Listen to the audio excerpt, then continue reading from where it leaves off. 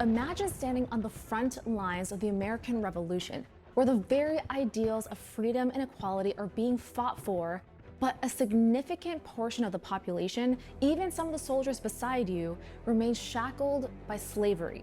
This was the case in 1775 when the shots fired at Lexington and Concord sparked the Revolutionary War. 500,000 Black people were living in the colonies at the time, 90% of whom were enslaved. But as the war raged, did you know that far more Black men fought for the British loyalists than the American patriots? In an America rampant with slavery and racism, many Black soldiers saw a British victory as their best chance for freedom, and the British promised them liberation in exchange for their service. While some promises were fulfilled, what happened next was much more complex. You leave to go to the unknown when you are absolutely sure that what's behind you, what you're leaving, is worse. So that kind of impassioned service is always going to have an edge. This is the story of the broken promises and betrayal that characterized experiences of Black soldiers and how it ultimately shaped the fight for equality in the land of the free. I'm Hrini Bhatt, and this is In the Margins. Black men, both enslaved and free, played a vital role in the Revolutionary War.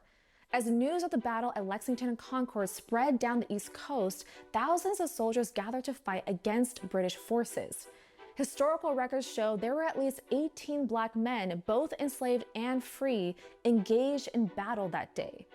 This was the informal start of the American Continental Army. In the months that followed, over 14,000 Massachusetts men, including both free and enslaved Black men, enlisted to fight for the Patriots. But by July, George Washington, a Virginia enslaver, took command of the Patriots and excluded Black men from the ranks. His order was rooted in the fear of enslavers losing their valuable property in combat and the potential for an armed rebellion of people who were enslaved. George Washington, as a Southern plantation owner, this is his worst nightmare. He looks out into his men and he sees brown faces and Black faces. And when he sees the brown and Black faces, he looks at them and he's like, who are these men and who are they going to shoot? So their biggest and their fears is that these men, if allowed to continue, would rampage through the colony. Meanwhile, the British saw an opportunity.